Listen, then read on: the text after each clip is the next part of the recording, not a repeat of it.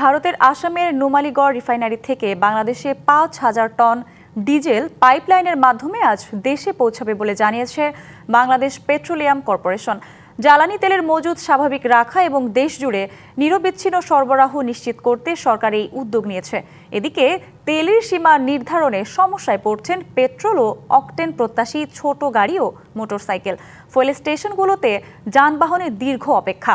সকাল থেকেই তেল বেচাকেনা বন্ধ রয়েছে অধিকাংশ ফিলিং স্টেশনগুলোতে। আর ফুয়েল স্টেশনগুলো বলছে যতক্ষণ পর্যন্ত তেলের মজুদ আছে গ্রাহকদের তেল সরবরাহ করা হচ্ছে। সরজমিনে গিয়ে দেখা যায় বড় মাইক্রোবাস ও গাড়িতে 20 থেকে 25 লিটার, প্রাইভেট কারে 10 লিটার এবং মোটরসাইকেলের প্রতি 2.5 লিটার করে তেল দিচ্ছে পাম্পগুলো। এই বিষয়ে জানাতে রাজধানীর মিরপুরের একটি ফিলিং স্টেশন থেকে জানাতে যুক্ত হচ্ছেন সহকর্মী জাকারিয়া খান। জাকারিয়া, আজ রাজধানীর ফিলিং স্টেশনগুলোতে ভিড় কেমন দেখছেন এবং ক্রেতাদের কোনো অভিযোগ রয়েছে কিনা জানাবেন।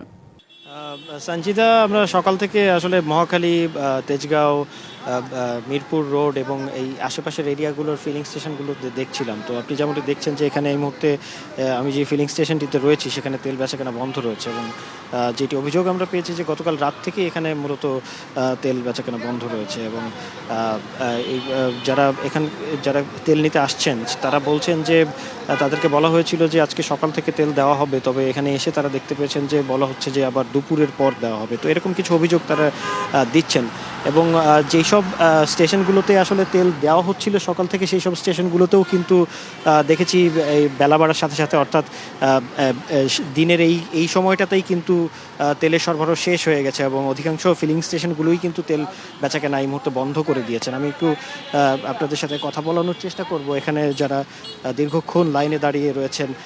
একটু যদি আমাদেরকে জানাতেন যে আপনারা তেল পাচ্ছেন কিনা এবং মানে এই পাম্প থেকে কি বল। নগদ নিয়ে এলো হার না মানা হার অফার।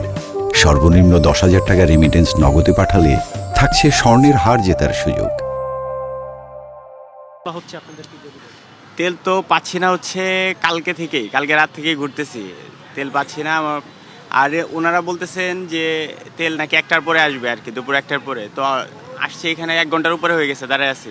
একটু আগে বললো সিরিয়াল দিতে, তারপরে এখন আবার বলতেছে 1টার পরে। তো এইগুলা তো আসলে মেনে নেওয়া যায় না ঠিকভাবে। আপনি যদি একটু জানাতেন যে কতক্ষণ ধরে দাঁড়িয়েছেন এবং কি সমস্যা। ভোর 5টা 20-এ আসছে এখানে, আমাদের যে প্রাইভেট ওই যে পিছনে রাখা, তো ওরা বলতেছে যে 12টার সময় দেবো, পরে আবার বলতেছে এখন 1টার সময় দিবে।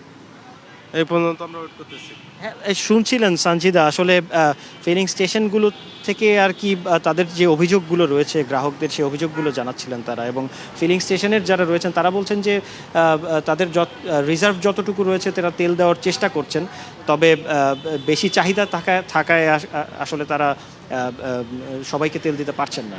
তো সঞ্চিদা, রাজধানীর মিরপুর থেকে আমার কাছে এতটুকুই ছিল তেলের সর্বশেষ। জাকারিয়া, ধন্যবাদ আপনাকে।